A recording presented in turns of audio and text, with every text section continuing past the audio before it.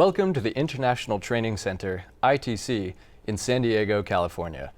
I am Henry Mooney, Director of the ITC, accompanied by a very distinguished author and international business consultant, Dr. Dennis Briscoe, who is here to briefly discuss with us a very important issue and challenge that all organizations are facing today. Thank you, Henry. I'm delighted to be here. I want to talk today about the fact that everything in the world around us has changed. And because of that, we have to learn to thrive on the resulting chaos. Nothing is predictable. We're confronted by constant disruption, and everyone is affected. That is, there's no escape from the effects. Whether you are in education, business, government, or civil society, you're exposed and affected. This is what I want to talk about today. Okay. Can you elaborate on this? In many industries, it truly is the end of the world as they know it. Whether it is rapid advancing technology, the new shared economy, or another trend still in the making, things are changing at a dizzying pace. And the general consensus is that one can either try to anticipate and benefit from the changes and develop effective organizational transformations, or ignore them and end up on the sidelines. To reinforce the point, McKinsey & Company reported during the winter 2019 World Economic Forum in Davos, Switzerland, based on their worldwide consulting practice, that the resulting constant disruption is intensifying, that the gulf between those embracing change and those falling behind is growing, and that pretty much everywhere, countries and economies are moving toward greater diversity, yet also to greater inclusivity.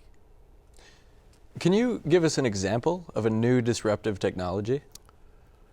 One innovation example can illustrate the point: the rapid introduction and development of autonomous vehicles. This fast developing technology can shrink thousands of businesses further downstream across multiple industries. The cascading implications are profound, affecting such as insurance companies, personal injury lawyers, and even radio stations, who could find their markets drying up because people will be able to work in their cars and won't be listening to the talk shows. And this sort of cascading impact is happening in almost every industry and every business and type of organization. Why is this constant disruption happening all over the world? There are many reasons for this constant disruption. All the rules and standard ways of thinking that we have been taught and have grown up with seem to no longer apply. One of the major forces for change that seems normal, it impacts pretty much every economy in the world, but is not well understood, is the impact of movement from one technological era to another. As one technology gives way to a new technology, the workforce must adapt en masse to new occupations. So the question always arises as to if all the jobs from technology A disappear because new technology displaces them, then what will people do? Well, always there has been a new B technology that replaces the prior A technology. This movement from one era, for example, agriculture, to the next, for example, manufacturing and industrial, can take a long time.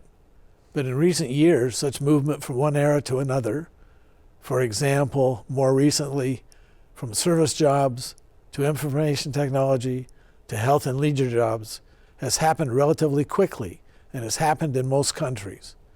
For example, in the US, 150 years ago, 85% of the labor force was employed in agricultural jobs. 100 years ago, only 50 years later, approximately 30 to 45% of the workforce worked in manufacturing, industrial and extraction jobs.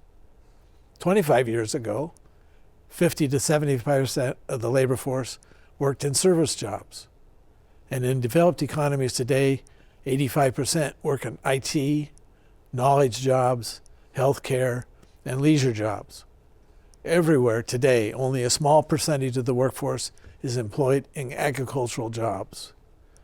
In the US today, fewer than 1% of the labor force work in agriculture, and shrinking numbers are employed in manufacturing and industrial jobs, while the largest number of jobs were located in service work.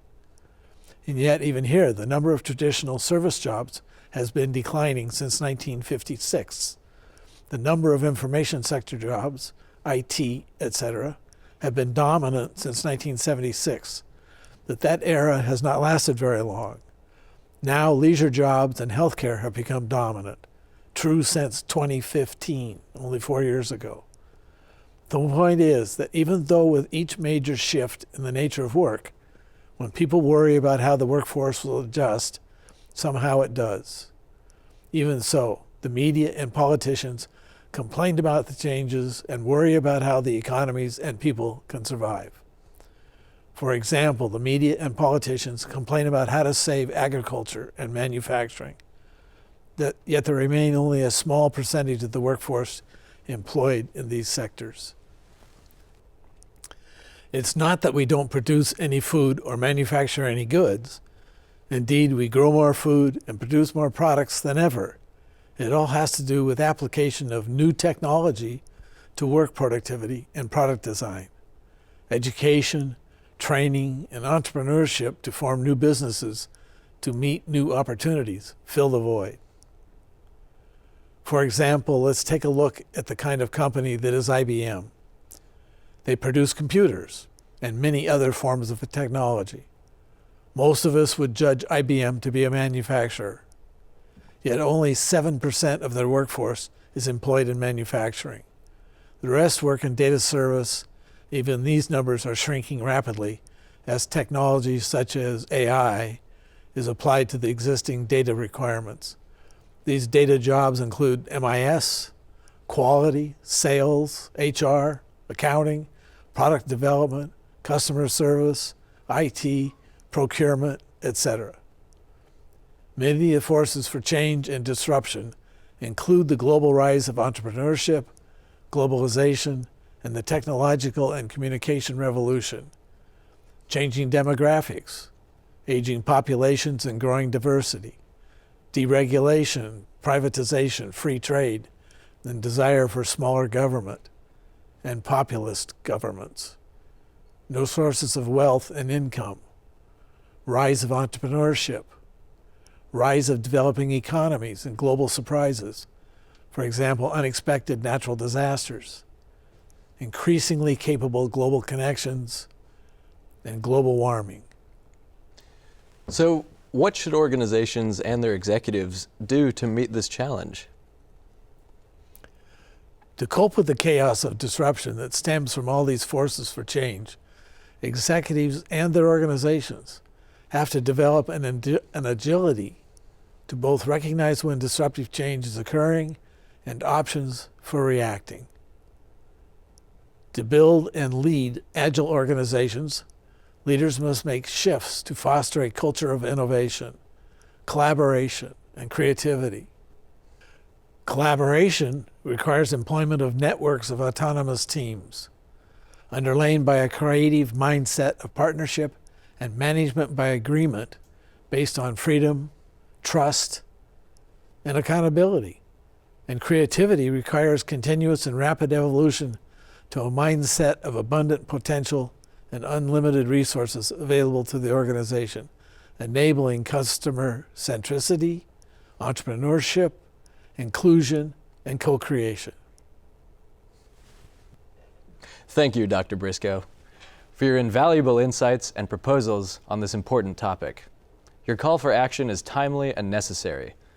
The mission of the ITC is to share global knowledge for a better and more productive world, and this interview contributes directly to this spirit. For more information on the ITC, its programs, and activities, please visit the ITC portal or contact ITC directly. Thank you all for your participation, and see you soon.